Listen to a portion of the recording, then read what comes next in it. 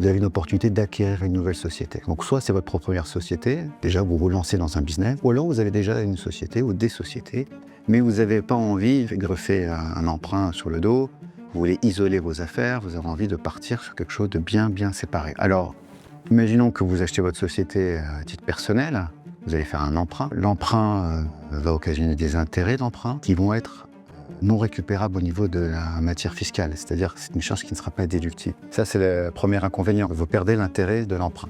Ensuite, cette société va faire des bénéfices, vous avez un emprunt à rembourser à titre personnel, donc vous allez demander des dividendes à votre société qui vont vous permettre de rembourser votre emprunt. Ces dividendes vont être imposés. On a le PFU, 30%, ou le barème classique d'impôt. Vous avez toujours l'option entre le PFU et le barème d'impôt.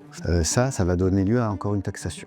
Donc, pour éviter ces deux problèmes, donc la perte de l'intérêt d'emprunt et cette charge fiscale de dividendes qui vont donc atténuer la rentabilité de votre investissement, donc on a une solution qui va être le LBO. En quoi consiste le LBO? On va vous créer une holding qui, elle, va emprunter et qui, elle, va acheter des titres de participation de cette société cible. L'avantage de ça, c'est que l'emprunt, étant donné qu'il est logé dans une société AIS, on va pouvoir récupérer la charge fiscale correspondant à la déductibilité des intérêts d'emprunt. Deuxième avantage, c'est que les dividendes qui vont remonter à cette holding qui va permettre le remboursement de l'emprunt, ces dividendes ne vont pas être imposés, sauf une quote-part de frais charge de 5%, si bien que le dividende va remonter chez sa société mère pour pouvoir rembourser l'emprunt sans imposition. Ces 5% de frottement peuvent être atténués à 1% si on fait une option d'intégration fiscale entre la mère holding et la FIP. Donc l'avantage est tout trouvé puisqu'on va pouvoir rembourser notre emprunt sans être fiscalisé de cette remontée de dividendes. Une fois que l'emprunt sera remboursé au niveau de la holding